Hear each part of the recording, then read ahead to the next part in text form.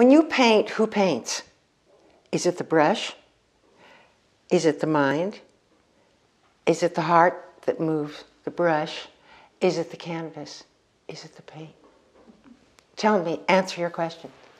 Rencontre entre l'artiste, danseuse et chorégraphe Caroline Carlson et l'artiste Silver Jarosson, ancien petit rat de l'école de danse de l'Opéra de Paris. Au cours de notre tournage à son atelier, Silver nous confie que ses toiles dialogueront avec celles d'Olivier Debré à la Galerie Faidherbe. On se rappelle que Caroline Carlson a créé le ballet Signe avec des décors et costumes signés Olivier Debré, création à l'Opéra Bastille le 27 mai 1997. On contacte donc la journaliste Ariane Bavelier. Après avoir rencontré Silver, elle propose à Caroline Carlson qui accepte. Le rendez-vous est fixé à l'atelier de Silver et leur discussion est balisée par les thèmes et les questions d'Ariane. Voici donc la rencontre telle que nous l'avons vécue. Chacun parle sa langue maternelle et l'échange est ponctué par la création d'une toile par Silver sur une musique d'Antoine de Cropp. Alors Silver, qui peint? Sa réponse dans un instant.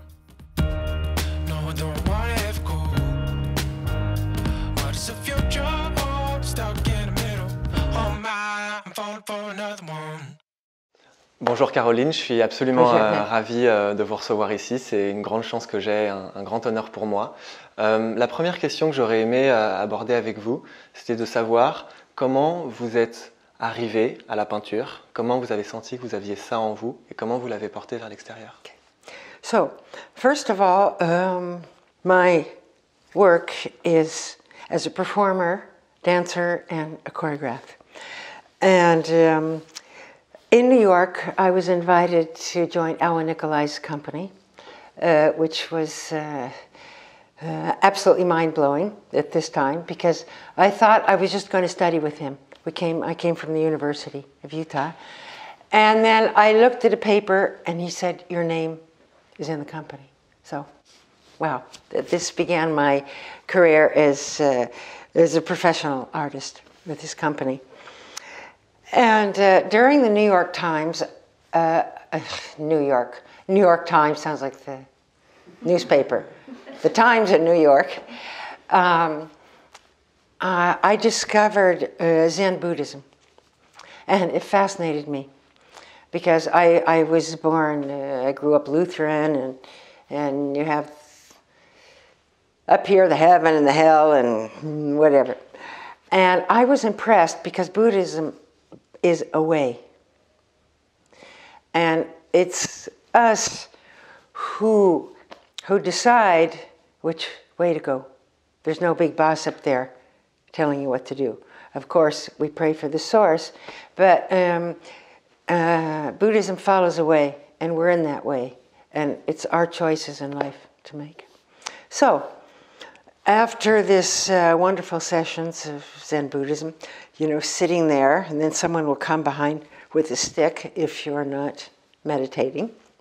So I wake up, and one of the classes on meditation was you had a huge sheet of paper, and you kneel in front of it, and that page is you. Empty. And, okay, I can use this brush, but you know the Japanese ink brushes, the sticks. You had a vase, and you made water. You made ink, because you water, and this was ink stick. So you made water. This took 20 minutes, and at the same time, you're looking at the sheet of paper. When the ink is ready, breathe in. That's it. Don't judge. It is the moment, and you trace the moment. I mean, for me, it's like dance. You do the gesture in the space. It is precise. You know the beginning and the end, and it's with breath. So for me, when I discovered this Zen paper, after this Zen meditation, after that, I continued, and this was 45 years ago. And then my work then I use this for meditation. Then I also write poetry. So, and I love the haiku poetries. Autumn leaves are burning. I leave the mountain. Give me a glass of wine. I mean, this absurdity I love.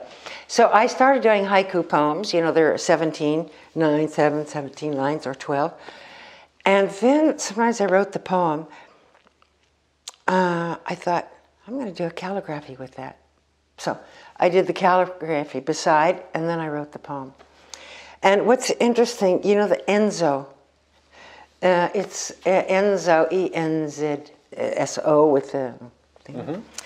Japanese, it came from a long series. The Japanese write in a circle, and the poem is by the circle. In other words, the circle is life. It's life and death, neither beginning nor ending. So that, you know, I found this years later. I was continually doing circles, and I tell you the truth, and I discovered this in Paris. 40 years later, this Enzo style, and I worked with Hélène on this. Hélène de Talouette, who's my commissaire, helps me with this.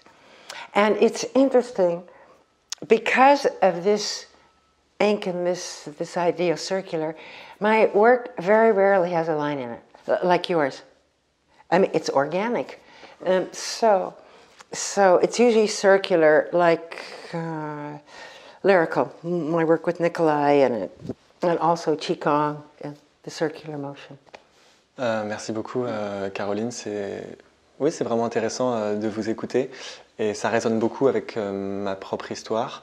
Mm-hmm. J'ai l'impression que vous avez compris très rapidement des choses que je commence à peine peut-être à percevoir, et encore, c'est en vous entendant les dire que maintenant je réalise beaucoup de choses. Vous parlez beaucoup de cette idée du cercle, le cercle qu'on trace sur une feuille de papier. Ça me parle énormément parce que ça renvoie chez moi à cette question de la perfection du geste. Vous avez dit à un moment, on trace le geste, premièrement, don't judge, on ne juge pas. Et ça, je vous remercie de me le dire dans ce sens où j'ai mis énormément d'années moi à comprendre que je peignais et que je n'avais pas spécialement à juger. Faire la part des choses entre je ne juge pas, ce qui ne veut pas dire que tout se vaut, ce qui ne veut pas dire que je fais n'importe quoi, mais qu'il y a une différence entre juger systématiquement son travail à peine terminé et être dans un cheminement artistique où on sait vers où on va. Donc ça, c'est quelque chose de très intéressant. Et cette question du geste, tracer un cercle à la main parfaitement, je crois savoir qu'il y a des moines en Asie qui travaillent toute leur vie pour tracer un cercle parfait sur une feuille de papier. Ils sont dans cette recherche du geste parfait, qui peut rejoindre évidemment la recherche du geste parfait chez les danseurs. Et évidemment, lorsque j'étais danseur à l'Opéra de Paris, j'étais moi-même complètement dans cette mentalité du geste qu'on essaye toujours, jour après jour, de perfectionner. Donc maintenant que je fais de la peinture, à la fois je reprends cette idée du geste juste, et en même temps j'aimerais m'en affranchir, m'émanciper un petit peu de tout ça pour, comme vous le dites, ne pas juger.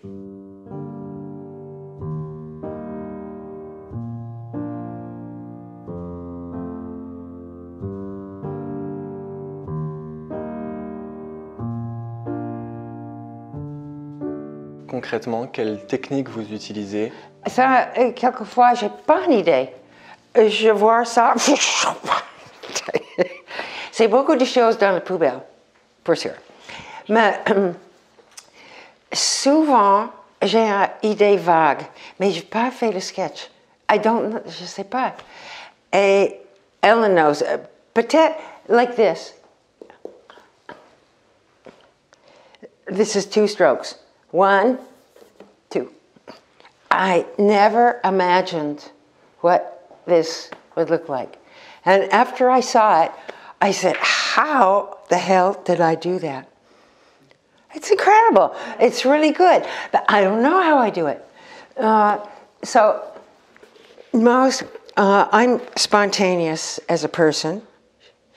For example, this is 1 stroke. The paint doesn't go up. It was like... So...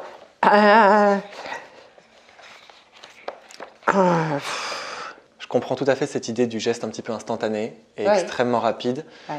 Et bien sûr, par définition, à partir du moment où on a comme ça un geste qui est très soudain, il faut accepter qu'on n'est pas dans le contrôle absolu, qu'on ne sait pas exactement. On peut avoir une idée vague. Si je comprends bien, c'est ça que vous dites et je le comprends assez bien comme ça. I have a question to ask you. OK. Okay. So, control. When you paint, who paints? Is it the brush? Is it the mind? Is it the heart that moves the brush? Is it the canvas? Is it the paint? Tell me, answer your question. Pour moi, il ne fait aucun doute que lorsque je peins, c'est la peinture qui peint. Je suis là pour mettre en œuvre, je suis là comme un chorégraphe. C'est la peinture qui peint? C'est la peinture qui s'exprime. C'est comme ça que je le ressens dans mon travail. Mais vous, dites-moi. C'est toi qui es le chef. Ah, mais bien sûr. Parce que tu as besoin en main. Mais dans un ballet, ce sont les danseurs qui dansent. Et pourtant, c'est bien le chorégraphe, le chef, qui a créé tout ça. C'est le personne. C'est ensemble. Non, c'est le personne sur scène. Oui, mais comme elle est sur scène, le chorégraphe est très stressé dans la salle. Bah oui, j'imagine bien. Parce que elle est finie. So, c'est le danseur qui fait l'interprétation avec leur charisme. So, ça veut dire, mon question, c'est, bien sûr, c'est l'encre, mais Qui est derrière? Qui est derrière? Merci beaucoup. Ça, c'est ça, c'est la réponse.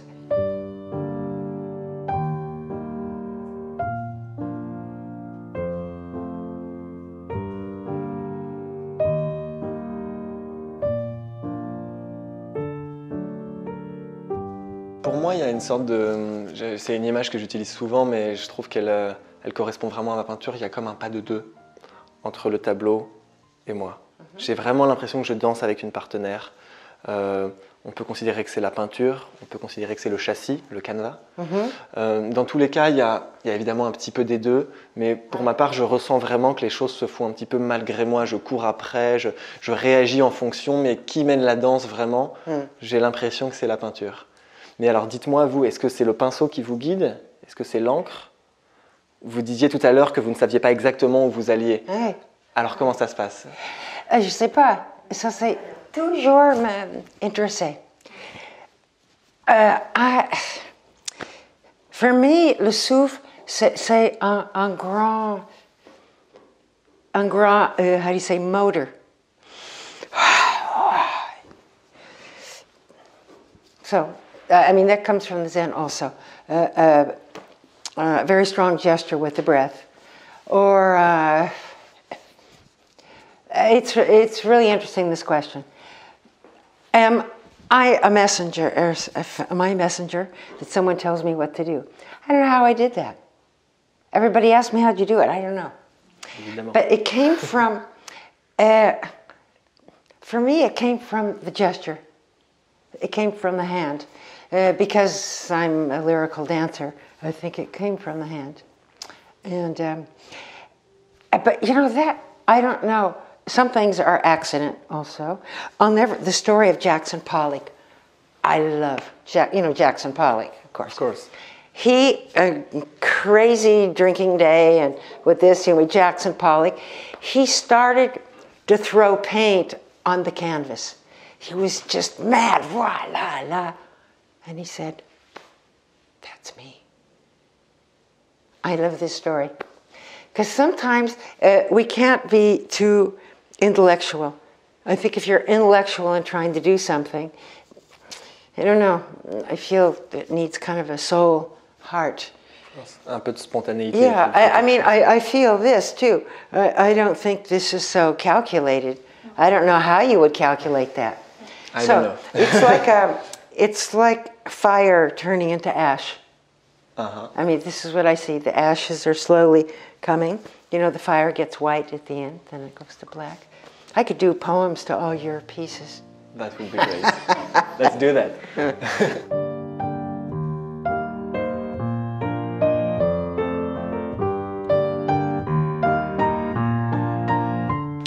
Dans mon travail, moi, c'est vrai que j'ai intégré dès le départ, un petit peu comme vous le disiez, il me semble, l'idée que tout ce que je faisais en peinture était par définition relié à la danse. Et donc par définition relié à mon corps. Vous parlez beaucoup du geste de la main et du pinceau. Je crois savoir que vous utilisez de grands pinceaux, vous me direz. Pour ma part, au début, j'ai procédé sans pinceau. Et donc, c'était vraiment à l'échelle de mes bras et à l'échelle de mon dos et à l'échelle de mes jambes. Donc, je sortais en plus de l'Opéra de Paris, enfin de l'école de danse, pardon, de l'Opéra de Paris, une école où on nous apprend à impliquer tout notre corps, où on nous apprend que la danse, ça se passe aussi dans le dos, que ça se passe dans le souffle, etc. Donc, c'était très spontané pour moi que je devais impliquer tout mon corps. Et qui dit impliquer tout son corps, dit nécessairement faire de grands formats. Donc la question, elle s'est imposée, j'allais dire naturellement. Je ne pouvais pas, on ne peut pas peindre sur un tableau-poste, on ne peut pas peindre sur un format A4 quand le propos c'est la danse de son corps. Ça aurait été à la limite la danse de mon poignet, ça aurait pu être la danse de mon bras. Tout de suite, moi je l'ai imaginé comme une façon de retrouver ce que j'avais un peu perdu dans la danse, ce que je n'avais plus dans ces sensations du danseur. Et donc très spontanément, je me suis dit, ça doit être à l'échelle humaine. Donc, dès mes premières années, j'avais des formats de 1,50 m, de 2 m, de 2,50 m, qui sont effectivement à l'échelle du corps humain. I mean, tell you the truth, I would love to have a big space. And people say, why don't you do bigger things? But I don't have a, I work, we have a studio in Vincennes. And often I work on the studio floor. But because it's wood and it's very precious, I have to put a lot of plastic before I work. But no, my format, I mean, I've never done something this big. I would love to, but no. I would like to. I mean, people ask me why. And I tried to do something in my living room, which I also have a very nice floor, a lot of plastic. But I really don't have the space. And then where do I walk? But I do have a cave, but the only thing I went down in the cave, it's very humid. So I think maybe the humidity would make the painting very good. Effectivement, si je comprends bien, il y a cette différence entre la main pour vous et le corps plus dans sa globalité en ce qui me concerne. Mais je trouve absolument fascinant, même si c'est de l'ordre de l'anecdote, d'imaginer que vous peignez dans un studio de danse. Ah oui. Et peut-être d'ailleurs un jour sur scène, enfin je sais pas, mais il y a cette espèce de mise en relation des deux, de la danse et de la peinture, que je trouve, voilà, c'est simplement une situation, mais je trouve ça fascinant.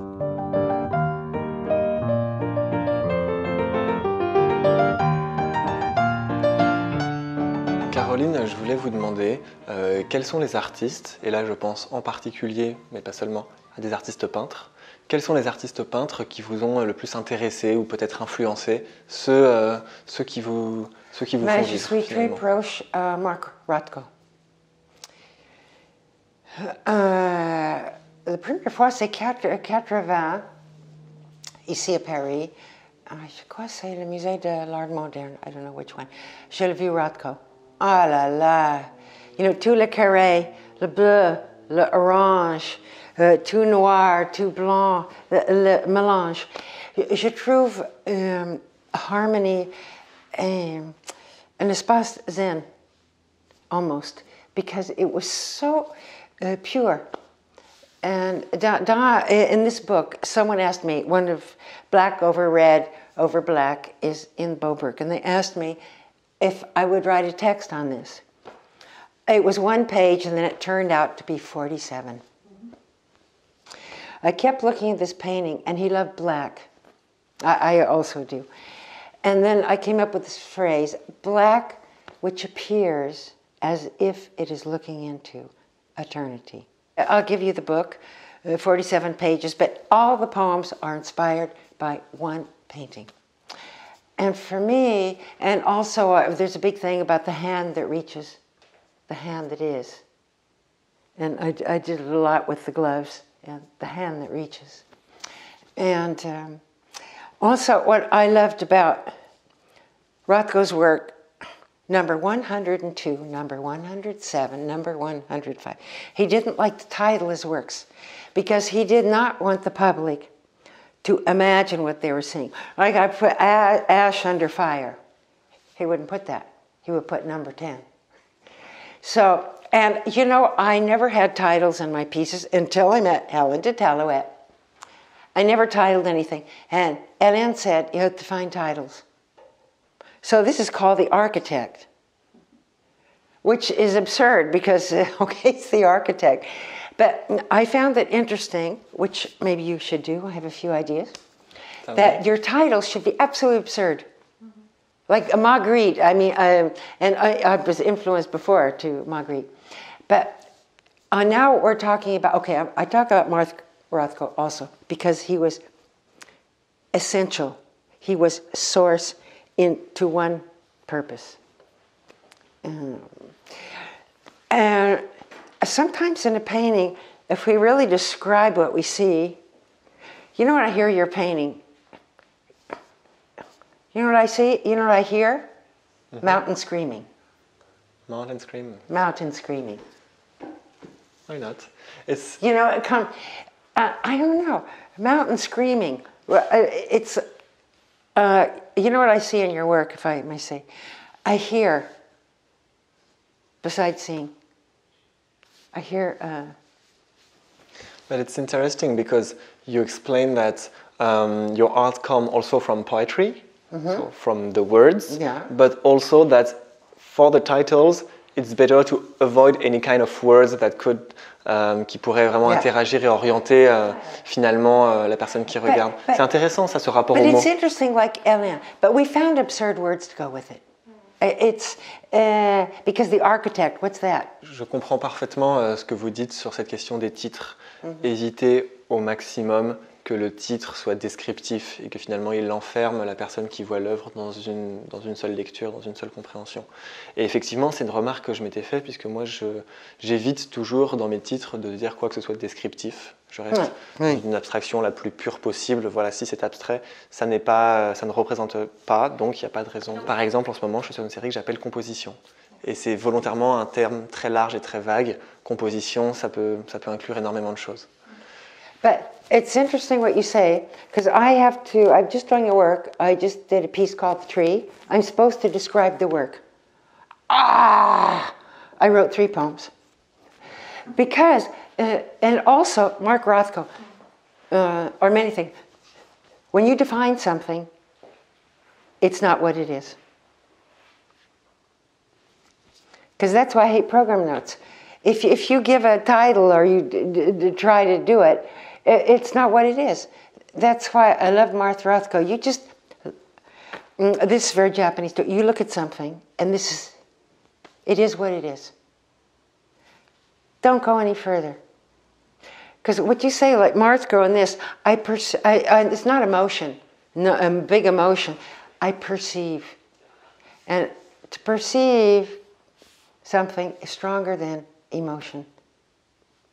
If you know what I mean. Je percevoir quelque chose.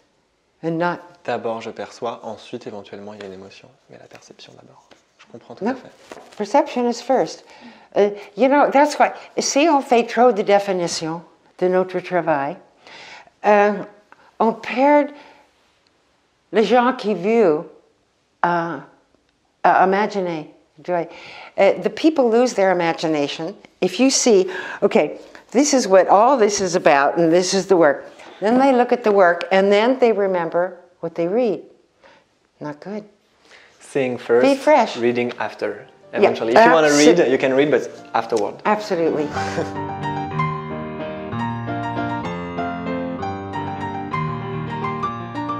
Alors il y a différents artistes un petit peu qui m'intéressent évidemment et qui sont un peu des pères fondateurs pour moi. Bien sûr beaucoup d'artistes de l'abstraction lyrique, puisque c'est mon style. Je pense notamment à Olivier Debré.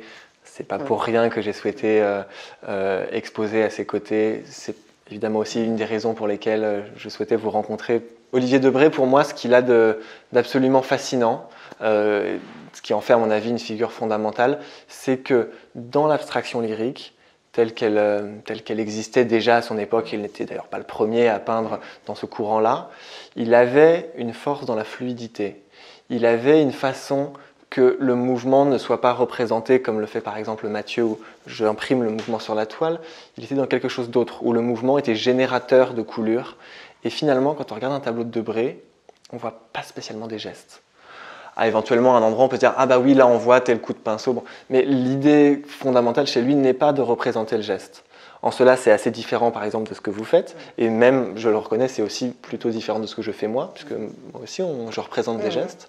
Mais je trouve qu'il a cette capacité qui est absolument lyrique, parce qu'on parle vraiment d'abstraction lyrique, comme le lyrisme de la danse, à faire disparaître le geste. Chez Debré, on nage, voilà. C'est une espèce de... Le geste, il est dissous, il est perdu dans un écosystème. Ça, c'est quelque chose qui, moi, me parle énormément chez Debré. Et il y a un autre artiste qui, pour moi, est absolument fondamental. Et c'est plus difficile pour moi d'en parler parce qu'en fait, à vrai dire, je n'arrive jamais très bien à expliquer pourquoi. Mais j'en suis convaincu, je le ressens intimement. Francis Bacon. Oh. Évidemment, est un artiste incontournable, tout le monde le sait, mais je le ressens vraiment comme quelque chose de fort et j'aimerais, ça pourrait presque être un projet de vie pour moi, réussir à faire de ma peinture quelque chose, enfin voilà, réussir à reprendre en partie ce qu'il a fait, réussir à m'en approcher abstraitement. Peut-être la représentation d'une forme de conscience, peut-être la représentation d'un isolement dans un grand espace. Il y a beaucoup de choses très, très profondes chez Bacon. J'arrive pas forcément toujours bien à en parler ou à expliquer pourquoi. Mais je ressens qu'à un moment, j'aimerais me rapprocher de Bacon. Ça vous intéresse, Bacon? Oui, absolument. But he's strange. He's mysterious with the Pope and all. I like him because just I was talking about, see, you don't know what it means. Who cares? You don't know what it means. But there's something, I keep looking at it, and it moves me. It moves something. Also because you can't, it's not perfect. We talked about, c'est pas parfait. There's something in it that's really weird, and that's what I like, because it's not direct. There's something behind. I mean, we have, Celine with this water, there's water dripping. I mean, it's a vision that we had. She's crawling along on the floor. She has this vase of water. When you see the video, it's amazing. And it's strange like this. And it's going with another strong dance section. It's separated, but it's the same. And that's what Bacon has. It's a vision. For me, Olivier Debré, I don't know, he was so brilliant in color. That's what made Scene, the piece, work. His reds and yellows and the blue, and except the inn was black and white.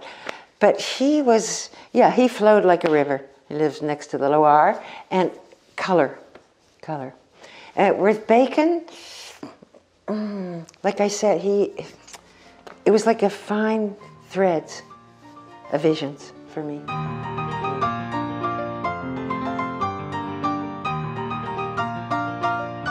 Caroline Carlson, je constate que dans votre travail, il y a très peu de couleurs. Vous êtes peut-être, mais je ne veux pas parler à votre place, mais dans quelque chose de très fondamental, le noir sur le blanc. Oui. Et je comprends ça. J'ai eu moi-même des périodes complètement en noir et blanc. J'étais dans une démarche peut-être un petit peu radicale où je me disais, finalement, si l'idée c'est de représenter un mouvement, à quoi bon la couleur? Un mouvement noir sur un fond blanc, ça fonctionne. Alors pourquoi de la couleur? Et j'étais dans cette approche un petit peu poussée, un peu radicale, où je disais, je représente le mouvement sur un support blanc. Donc pour moi, le retour à la couleur, parce qu'il y a vraiment eu un retour à la couleur, quand on regarde mon travail il y a quelques années, c'était quasiment sans couleur. Ce retour à la couleur, d'une part, il est progressif, je ne suis pas encore dans des teintes extrêmement colorées comme Debré, mais une des raisons pour lesquelles j'ai souhaité travailler sur la peinture d'Olivier Debré, c'est justement parce qu'il est le magicien des couleurs. Parce que chez Debré, il y a quelque chose d'extraordinaire, d'absolument extraordinaire dans son travail de la couleur. Je me suis mis à travailler l'huile dernièrement. La peinture à l'huile, on le sait, c'est une peinture qui est riche dans son travail des couleurs. Et donc, pour moi, il y avait cette idée d'aller vers la peinture de Debré, de m'y intéresser, d'aller vers la peinture à l'huile et donc de permettre un certain renouveau de la couleur dans mon travail.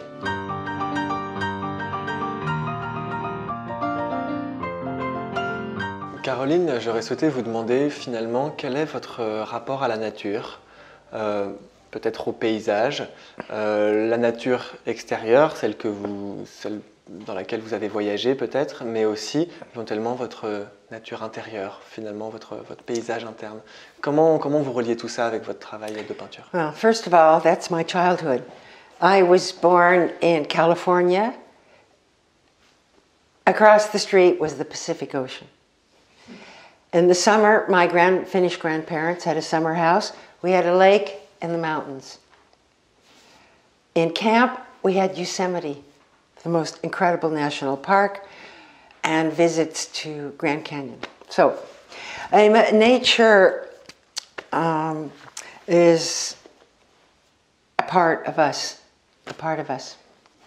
And I've, after my great California years, from New York to Paris to Helsinki to Venice, I've lived in cities, except Venice is very special.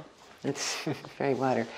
But I must say, in all of my pieces, I bring the last work I did is called The Tree. It's got a small tree there. I usually have water, a tree, plants, or something in my work. And of course, working with ink is water, fluid. And I've done 4 pieces on Gaston Bachelard, which I feel is one of the greatest philosopher French poets. And all my work has been inspired by him. Because, as I talked before, he makes a statement about the elements, and he has poetry in each section. So we are nature. C'est beau. Not separate. Not separate. Je suis bien d'accord. Okay. Je suis bien d'accord. Je me reconnais assez bien dans ce que vous dites, dans cette idée de vivre près des éléments. C'est vrai que moi-même, de mon côté, avant même de me mettre à peindre, j'ai beaucoup voyagé. Quand j'étais adolescent, j'étais un randonneur invétéré. Alors, mes parents étaient complètement terrorisés. D'ailleurs, je partais des semaines entières à l'étranger, marcher dans les montagnes, dans les déserts, dans des forêts aussi, j'ai fait ça.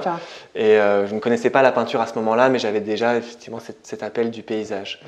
Maintenant que je me mets à peindre, effectivement, tout ça, ça résonne un petit peu avec ma peinture. Et je m'intéresse particulièrement à cette notion de paysage. Le paysage, c'est quelque chose que j'aime bien, j'aime réfléchir dessus parce que c'est une idée figurative, donc il n'est pas question pour moi de peindre des paysages, évidemment, mais le paysage, ça peut aussi très rapidement basculer dans l'abstrait. On retrouve ça d'ailleurs chez beaucoup d'artistes orientaux. Le paysage, c'est quelque chose de figuratif, c'est une idée qu'on peut se représenter, et en même temps, un paysage avec de la brume, un paysage de mer, tout de suite on tombe dans des choses qui sont abstraites, et donc pour moi le paysage, il fait ce lien entre ma peinture et la nature. Et il représente cette idée des éléments mis en mouvement. La mer, les rivières, la géologie, le climat, que sais-je, chacun y met ce qu'il veut, mais on a quand même cette idée dans ma peinture de mettre des éléments en mouvement de la peinture, de les laisser s'exprimer, de voir ce que leur mouvement engendre, un petit peu comme à la surface de la planète, on peut voir comme ça les paysages. Sure, well, we coexist. There's no separation between nature and ourselves. I mean, I had a question after seeing Yann Arthus Bertrand's film, Legacy, 2020, if you've seen it. It's fascinating. And after this I wrote, can man live without nature? Can nature live without man? Et est-ce qu'on peut retourner la question et dire... You have to answer that question. Non, alors j'ai pas la réponse à cette question. Mais moi je me demande, quand vous dites on coexiste avec la nature, j'étais à 2 doigts de vous demander, mais est-ce que ce sont nous les personnes ou est-ce que c'est notre art qui coexiste à côté de la nature? Est-ce que votre travail il coexiste à côté des éléments? No, I mean I don't think that way. Because I work with water. I tried oil, but it's fire. I can't work with that. I talk about water, maybe because I'm a particularly water person, and air. But you know, I do many circles, and for me, that's nature also. It's continuous. It's like our breath. So I wouldn't say several things I've done, like this. You have a blue thing here. With water. I have a huge thing going with water, so it's my particular...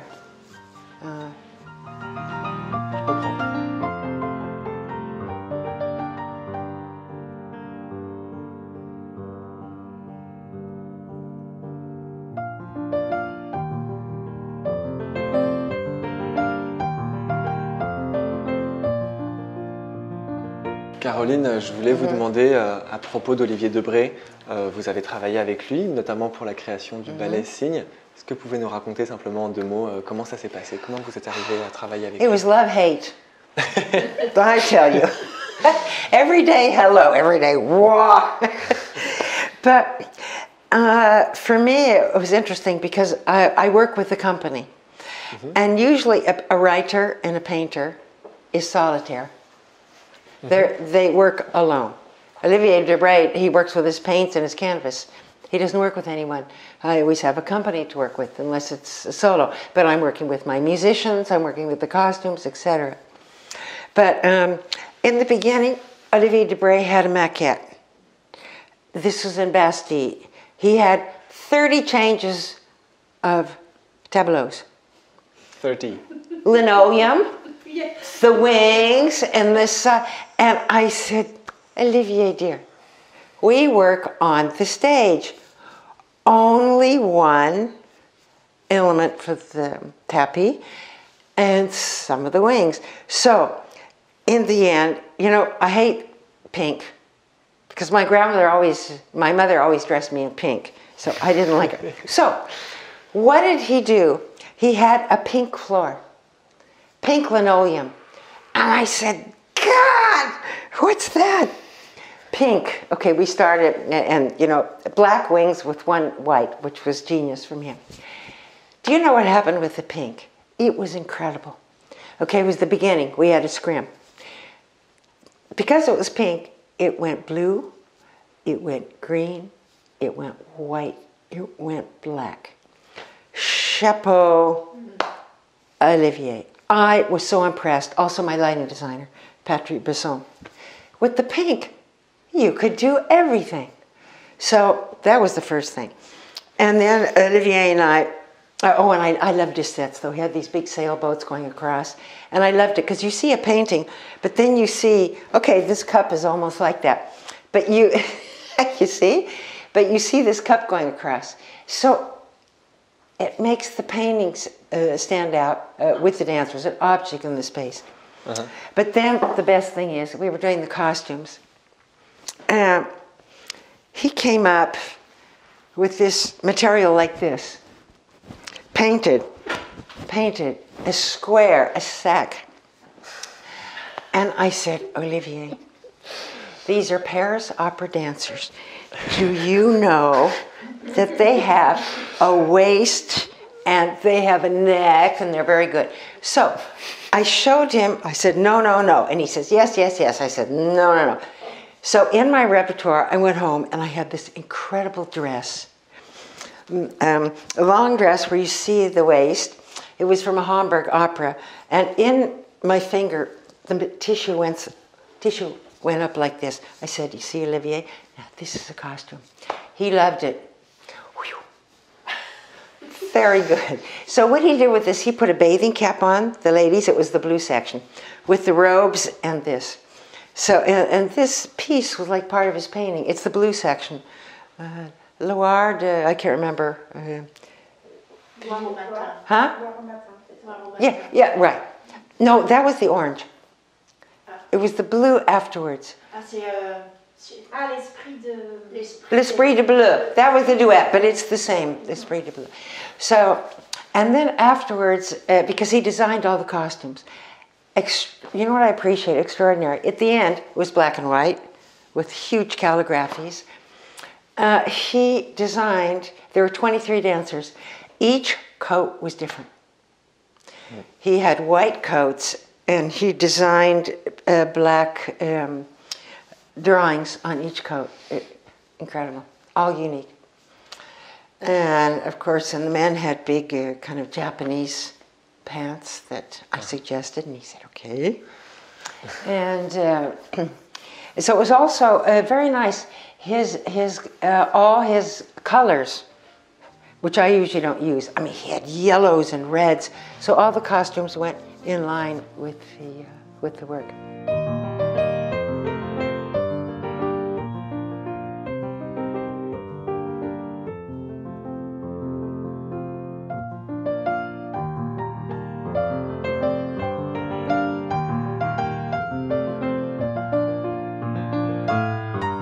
Pour moi, la question de l'échelle serait encore plus intéressante.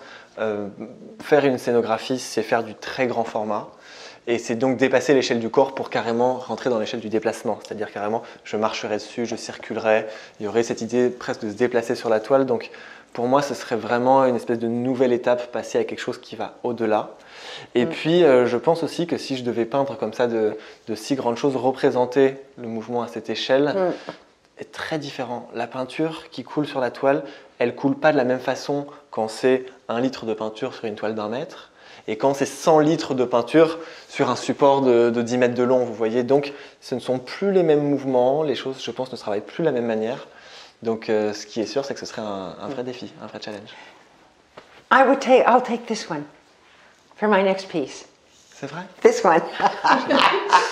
Bigger. No, I like it. It looks like a tree on the base. There's a fissure. Looks like a mountain. I like and this. You know, it's something that goes into. I don't know. I mean, that's my work. This I love, but it would be too strong on stage. I mean, il faut quelque chose de fort, je pense. Non, on stage, this is by itself. I think this is by itself. Not with something. It depends. Like Olivier, because there were some tableaus I didn't take, we discussed together. They were too strong. I couldn't work with them. So if you have dance and that you see, this is great, this I could take. That is in itself. It's fantastic. But I would look at this the whole time. Yeah, okay. But I say it's good.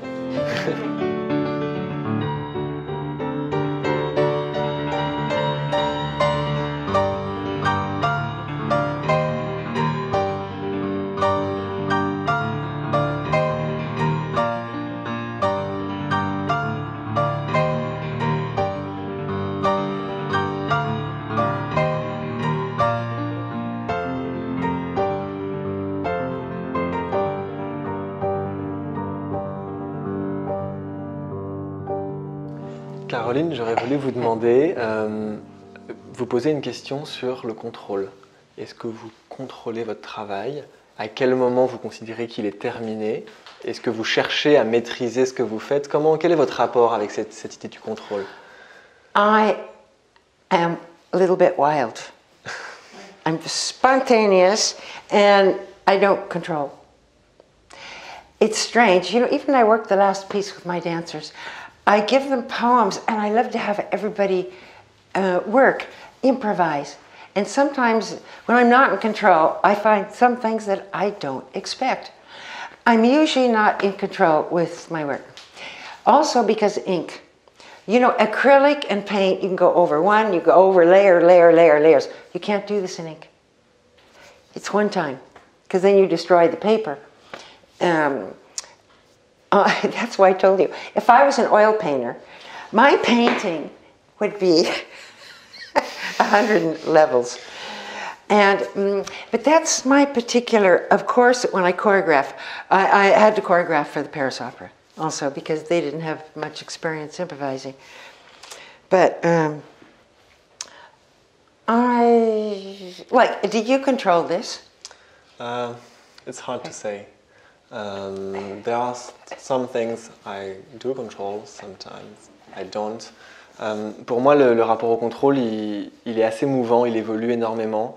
Je sais qu'au tout début, quand j'ai commencé à peindre, j'étais focalisé sur le contrôle. Je voulais contrôler. Que assez rapidement, j'ai aussi pris en compte le fait qu'il y avait une part non contrôlée, que c'était nécessaire. Mais il se trouve que maintenant que je peins avec la peinture à l'huile, ça m'amène à nouveau à changer un petit peu mon rapport au contrôle. La peinture à l'huile, comme vous le disiez, on peut toujours recommencer. Donc on est dans quelque chose qui prend beaucoup plus de temps, qu'on réévalue en permanence, qu'on peut réorienter. Et donc avec l'huile, on n'a plus cette spontanéité de la chose qui est faite. Et qui, voilà, le côté un peu la fatalité de toute façon c'est fait, que ce soit bien, que ce soit pas bien, c'est fait. Donc tout ça, pour moi, ça évolue énormément dans une espèce d'entre-deux. Je balance beaucoup. Do you always start with an idea, or sometimes you don't have an idea? Always with an idea. Really? Yes. Oh. Never with an idea. Oh, sure. I mean, when I teach, I have an idea. Time, I mean, it's crazy. I mean, it's described to me what the light is coming through the window. So, I mean, that's absurd. What do you see under this? What kind of dark is this? In my teaching, they always have a structure because they can go deeper. If you just do anything, no. But it's different in my work on paper. You know, after so many years, though, I have so much inside of me. Everything comes out on my paper. I mean, if you see the first things I've done are very figurative with figures, and the things I do now are more explosive. And I don't know, but I am spontaneous. I mean, I'm an improviser. I'm one of the best improvisers in the world, my dear. See, this is because I improvise. I don't know where it comes from sometimes. Like I said before, I don't know. Sometimes I have an idea. Oh, sure, I have ideas with my dancers because I can't let them out of the cage. No, that's not. No, but we work on specific themes of nature, like you said. But anyway.